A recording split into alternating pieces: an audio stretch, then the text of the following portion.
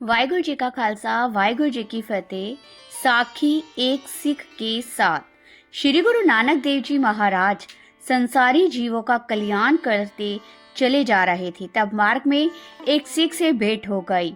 उससे प्रार्थना की, हे महाराज, सिक्खी उत्तम है या फिर फकीरी उत्तम है?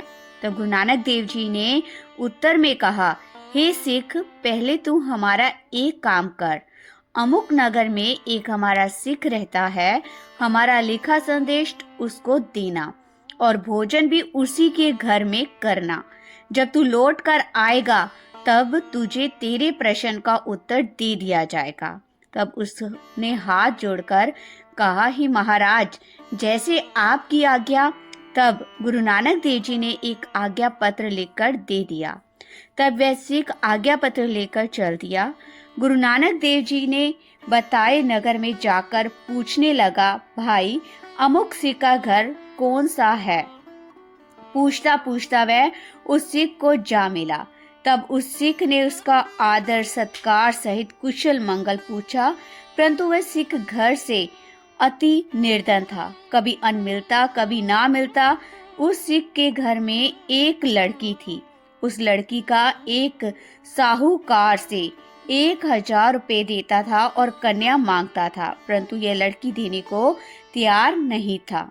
उस सिख ने आकर कहा, हे प्यारे, भोजन तैयार है, सो आप भोजन कर लो। उससे कहा, हे मित्र, ये आज्ञा पत्र गुरु नानक देव जी ने तुझे भेजा है, पहले इसे पढ़ लो।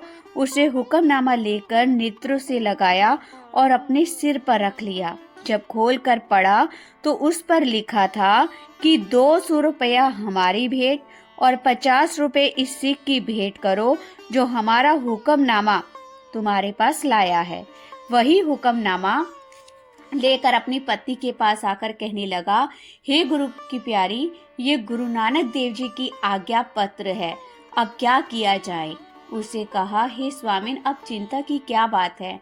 हमारा तन मन धन सर्वस्व गुरु नानक देव जी का है और हमारी कन्या भी तो गुरु नानक देव जी की है और अमुक शाहूकार लड़की का 1,000 रुपया देता है। आप उसे जितने रुपए देकर है लेकर उससे कन्या विवाह दो। उधर हुक्मनामा लाने वाला सिख सोचने लगा, हे भगवान, यह तो अत्यंत दरिद्र है, गुरु नानक देव जी के लिए रुपया कहाँ से लाएगा? इधर ये विचार कर रहा था, उधर वह सिख शाहूकार के घर गया, सत श्री अकाल कहकर बैठ गया। शाहूकार ने पूछा, आओ, किस प्रकार तुम्हारा आना हुआ? सिख ने कहा, आप मुझे 250 रुपये दे दो और मेरी कन्या से विवाह कर लो। उस धनी ने उस 250 रुपया देकर उसे विदा किया। यह हुक्मनामा लाने वाले के निकट आया, उसे हुक्मनामे की भेंट 200 रुपए किए और 50 लाने वाले को देकर कहा, प्रसाद पाओ। भोजन खाकर वह सिख वहां से लौटकर गुरु नानक देव जी के निकट आया।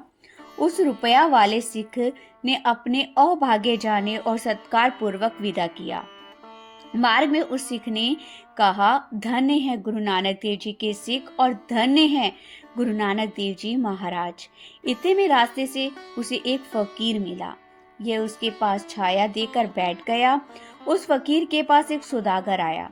उस सौदागर ने एक थाल भोजन का भर नमस्कार किया और एक दोशाला फकीर के ऊपर दे दिया। 2 घड़ी के पश्चात एक और मुसाफिर आया। उस फकीर के आगे भोजन मिठाई का थाल धराया उठा लिया तथा दोशाला भी उतारकर चलता बना। फकीर ने अपने मुख से देने वाले को आशीर्वाद नहीं दिया तथा ले जाने वाले को बुरा नहीं कहा। आए का हर्ष नहीं और गए का शोक नहीं किया, एक रस रखा। 4 घड़ी बैठकर वह सिख उठकर चल दिया। मार्ग में उस सिख को रात हो गई। तब वह एक वृक्ष के नीचे बैठा। उस वृक्ष पर पक्षियों का एक जोड़ा रहता था। वह पक्षी भी गुरु नानक देव जी के श्रद्धालु थे। पक्षी ने उस सिख को देखकर अपनी स्त्री से पूछा कि हमारे घर ये अतिथि आया है, यदि यह भूखा रहा तो हमें पाप लगेगा। पंछी मादा ने कहा, हे भले, यदि दिन का समय होता तो हम कुछ उपाय करते, परंतु इस समय तो हमारा शरीर हाजिर है। इतना कहकर मादा पंछी एक अग्नि का चिंगाड़ा चोंच में पकड़कर लाई। वह चिंगाड़ा उस सिख के आगे फेंक दिया। फिर कुछ सूखे तिनके डाल दिए। अब आग जली तो उसका उजाला हुआ। सिख ने इधर उधर से सूखी लकड़ी एकत्र करके एक बड़ी सी अग्नि जला ली। पक्षी की स्त्री ने कहा, स्वामी, अब मैं इसमें जा गिरती हूँ और यह मुझे उसमें भून कर खा लेगा। बस फिर क्या था, वह पंछी मादा उस अग्नि में जा गिरी। पंछी ने देखा, मेरी मादा तो मुक्त हो गई, मैं जीवित रहकर क्या करूंगा। यह विचार कर पंछी भी उसमें जा गिरा। वह मनुष्य दोनों को भून कर खा गया और शयन करने लगा।